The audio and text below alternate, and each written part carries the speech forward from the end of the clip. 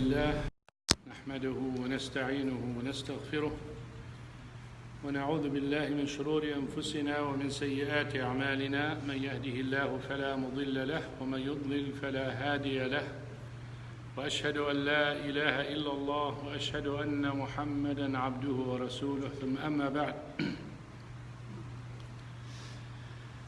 في الحديث الذي يتكلم عن السبعة الذين يظلهم الله سبحانه وتعالى في ظله يوم لا ظل إلا ظله، قال: ورجل قلبه معلق بالمساجد.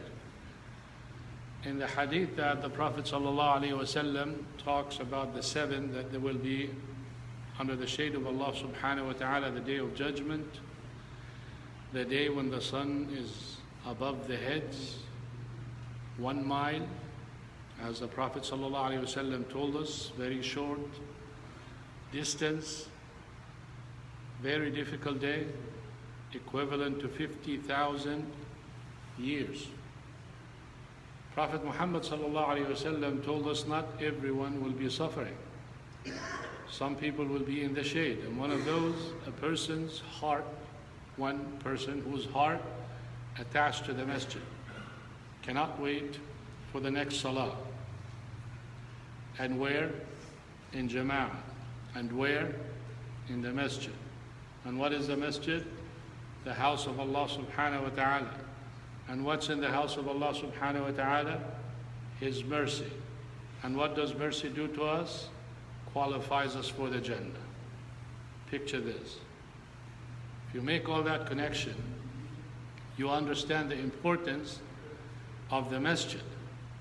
I want to take part of a hadith, just one angle of it, to see how this understood by the Sahaba radiallahu anhum, the importance of the masjid. In a hadith that is not really related or narrated for this purpose, but it is part of it, and I just want to take that angle and reflect on that. Abu Umama radiallahu anh al-Bahili, one time he was in the masjid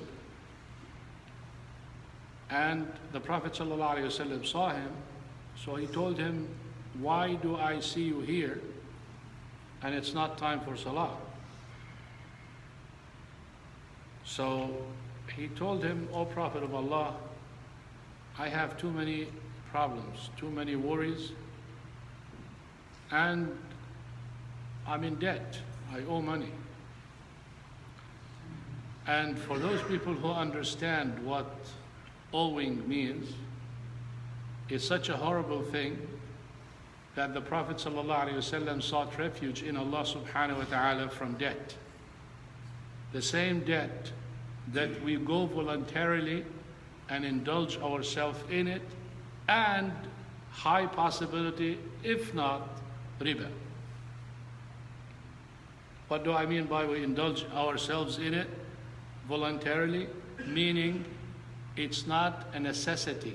It's not that we are really dying or don't have money to live or don't have money to pay rent. No, we have all the basics, but we want to upgrade our life. It's not a necessity. It's not a need. It's a want. I want better car, but I have a car. You see the difference? So the same thing that Prophet Muhammad ﷺ told us to seek refuge in from debt, we're voluntarily, with a big smile on our face, we go and invite ourselves and get the loan and go home happy, and we start talking about haram and halal and no and yes and this scholar said and that scholar said, and we forgot in essence the debt is evil. In essence, even when you need it, you seek refuge in Allah subhanahu wa ta'ala to not put you in the situation where you need a debt. So he came to the masjid because of a debt. This is not to say that debt is haram. When you are in need for it, you have no choice but to get it. But I'm saying that You don't want to get that level. You ask Allah subhanahu wa ta'ala to protect you from it, just like you ask Allah subhanahu wa ta'ala to protect you from shaitan. That doesn't mean he's not going to whisper you and you're not going to fall for it, but it's so bad you want Allah subhanahu wa ta'ala to protect you from it. So this companion radiallahu an, Abu Umama, was in the masjid. So he said, too much problems. It's not just debt, more than that. And that's why I'm here. That makes you also wonder. Here is the catch, the house of Allah subhanahu wa ta'ala. What's in it? The mercy. Why you're in it? That's what makes a difference. I wonder if we have a problem. Is this where we go? Or to Florida Beach? Or to California? Or to Paris? You need a vacation. You need to relax. You need to relieve yourself. You need to put yourself in more debt. We don't say that, but this is the reality of it. We need to go and get more haram, so Allah subhanahu wa ta'ala can make it easier for us, so we can breathe and we have a better life. Isn't the reality of our life is this? Instead of getting closer to Allah subhanahu wa ta'ala, we get farther from Allah subhanahu wa ta'ala. Instead of going to the right place, we go to the wrong place. He came to the masjid because he knows the house of Allah subhanahu wa ta'ala, ahab biqa'il ard, the most beloved spot on earth. That's why his mercy in it, the mercy that no one can get but to qualify for it. وَرَحْمَتِي وَسِعَتْ كُلَّ شَيْءٍ فَسَأَكْتُبُهَا لِلَّذِينَ يَتَّقُونَ وَيُؤْتُونَ الزَّكَاةَ وَالَّذِينَ هُمْ بِآيَاتِنَا يُؤْمِنُونَ الَّذِينَ يَتَّبِعُونَ الرَّسُولَ النَّبِيَّ الْأُمِّيَّ. You have to be a believer, and you have to take care of the rights of people, and you have to follow the messenger, Prophet Muhammad sallallahu alaihi wasallam. To get that, it's in the masjid. You're in it right now. So Abu Umama radiallahu anh knows exactly where to go to get the relief. And I will give you the answer how he got the relief. Now, sitting in the house of Allah subhanahu wa ta'ala, as is, without praying, without reading Quran, without tasbih, without dhikr, without anything, just sitting is relaxing and rewarding. Keeps you away from haram, keeps you away from...